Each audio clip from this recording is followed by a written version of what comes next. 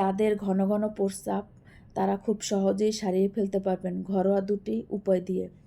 না কোনো ডাক্তার, না কোনো কবিরাজ, আপনাকে কারো কাছে যেতে হবে না, কারি টাকাও খরচ করতে হবে না। মাত্র দুটি ঘরোয়া উপাদান দিয়ে আপনি সুস্থ হয়ে যাবেন।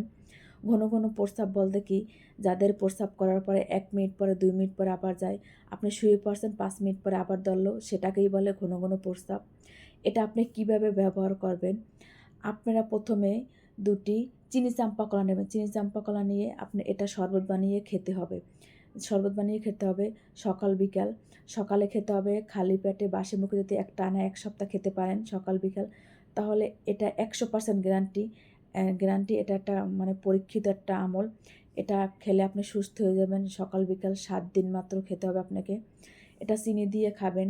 চিনি দিয়ে আপনি ব্লেন্ডার করেন বা হাতে বানান, মানে 1 চিমটি চিনি দিয়ে সকাল বিকাল খাবেন, তাহলে আপনি সুস্থ হয়ে যাবেন।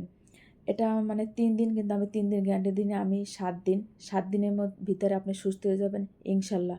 এটা একটা মানে যাদের ঘন ঘন প্রস্রাব তারা একেবারে এই রোগটা নির্মূল হয়ে যাবে। মাত্র 7 দিন ব্যবহার করবেন।